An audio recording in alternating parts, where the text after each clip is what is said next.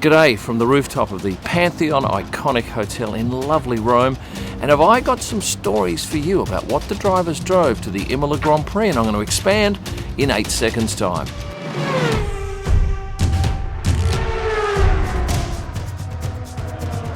You're going to love this video. There's some great stories, and I'm going to start off with I think is one of the most spectacular cars I've ever seen a driver arrive at the track in.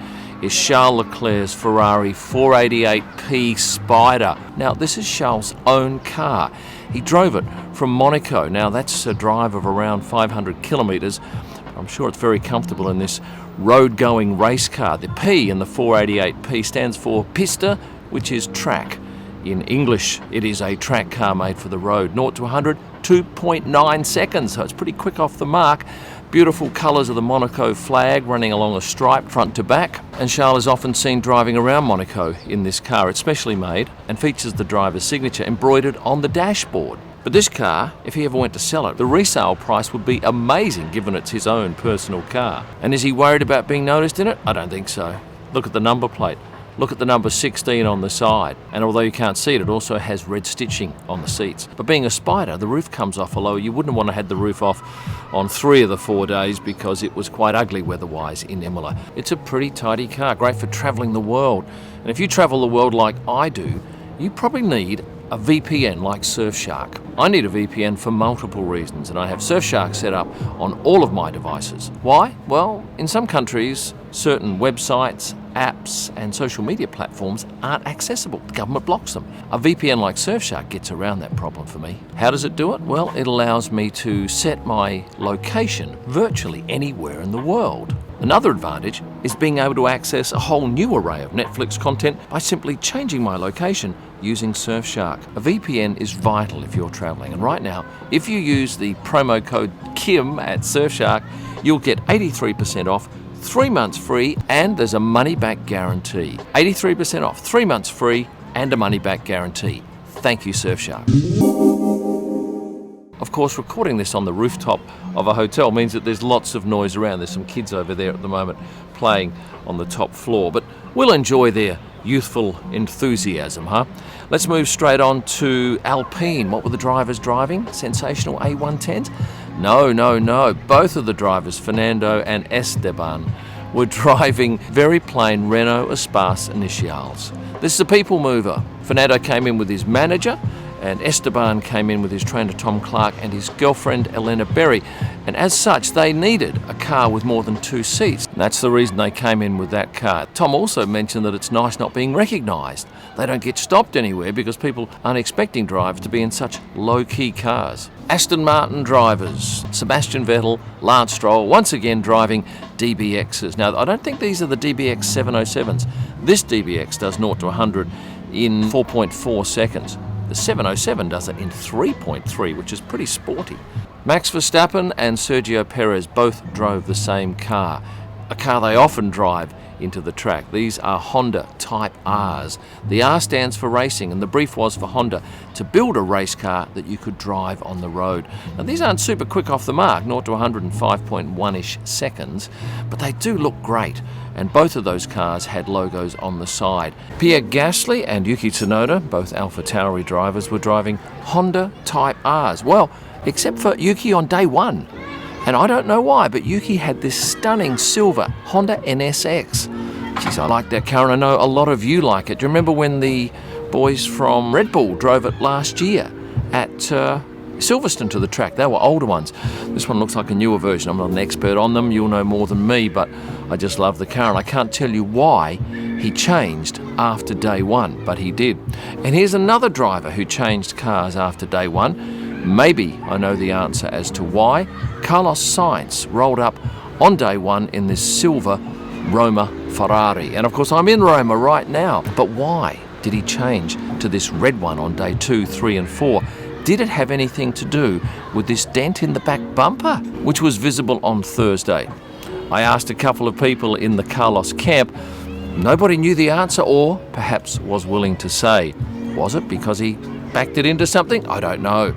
I'm not suggesting that by any means, but certainly it was noticeable and it was talked about on television, as you probably well know. Going back to Friday when Carlos rolled up in the red car, he was with his father and also his girlfriend Isa Hanez. Now, I didn't realise Isa was in the car, and I was photographing the pair of Sciences, and then I realised later that she was actually waiting at the swipe gates because her pass was inside the track, so she was some minutes waiting out there with her name on her handbag. What about the Mercedes drivers? Of course they were driving Mercedes, and I had a chat with one of the drivers for the Mercedes, not the F1 drivers, but the driver for Toto. And these cars actually come from Germany. They are freighted down here or road transported down here, and they even provide some cars for the FIA. Lewis Hamilton was driving this EQC400. EQ stands for electronic intelligence, and these cars get about 300 kilometres to a full charge. Yes, full electric cars. They do 0 to 100 in 5.1 seconds, look similar to the GLC range, and they start at around 75,000 euros. Did Lewis drive? No, I don't think I've ever seen him drive a car into the track. It's almost always Angela or his bodyguard Lloyd. The three of them come together in that car, and as I mentioned in my last video, have a look at the procedure that goes on. It's well rehearsed, getting Lewis from the car into the paddock. It's worth a look. That was in my video about the behind the scenes from the Imola Grand Prix. George Russell, he was driving a petrol car. To be exact, he was driving a V8 bi-turbo AMG GLE 63S. This does 0 to 100 in 3.8 seconds and features a 3-litre 6-cylinder engine. I'd be happy with either of those two Mercedes. Oh, and I haven't said Allura yet. Everyone says Allura here. I don't even know what it means, to be honest. But isn't that lovely behind me? I'm going to have a look at that tomorrow. I'm going to do a video. Hopefully, it'll be all of Rome's attractions in one day. We'll see how that goes. McLaren, have we done them? No, we haven't. So Lando Norris, he drove a different car on day one that he did for the other 3 days. On day one, he was driving a RAV4, a hybrid. Nice little car, although I don't know what John Malvin was thinking. Oh, by the way, here's his name on the sticker. John's Lando's trainer. And somebody's had a bit of a joke here. John Muppet Malvin. But John has parked a metre forward than everyone else. I think we need to deduct a point from his score for that. And on the other days, the pair were driving in a Quattro A6. Daniel Ricciardo, a McLaren driver, not driving McLaren, he was driving one of the opposition's cars, an Alfa Romeo Stelvio, the Q4 version. And it was no doubt it was Daniel's car because his name was very clearly plastered across the sticker in the window. On a side note here, I'm amazed at the popularity of these videos. It appears that you have this eagerness to learn what these drivers are driving into the track, and thankfully at this track the driver's car park is smack bang up against the swipe gates, so it's very easy for us to get in and out and see what the drivers are driving. And Alex Albon driving this Mercedes CLA 180D. I don't like it one bit. I thought it looked funny. And Nicholas Latifi, what was he driving? Let me read you the promotional screed and see if you can tell. Polished and progressive, this powerful saloon offers the ultimate combination of athletic style and practicality for those needing a sports car with versatility. Does that give it away?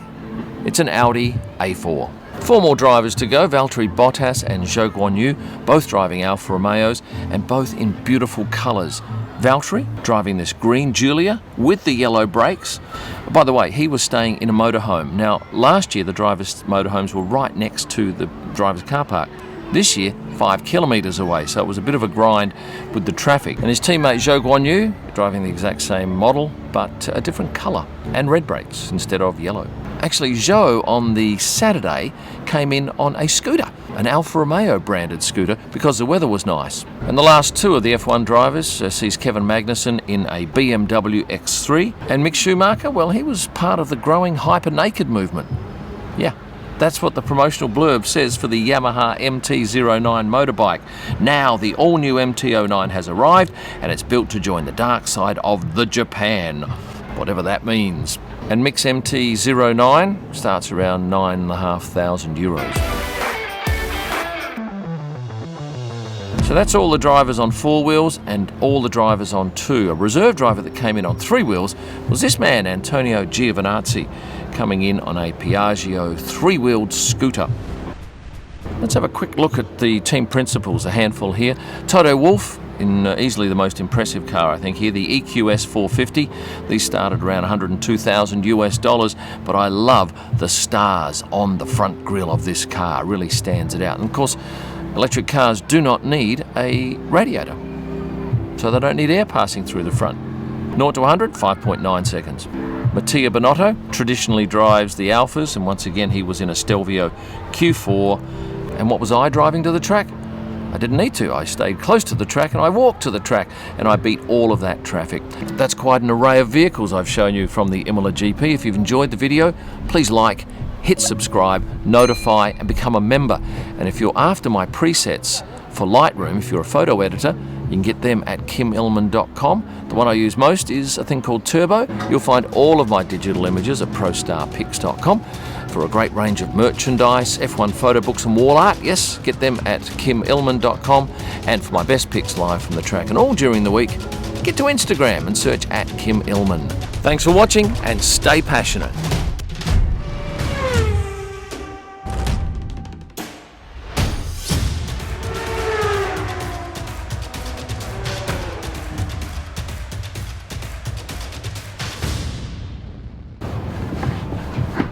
Whoa, nearly knocked it ass over tit.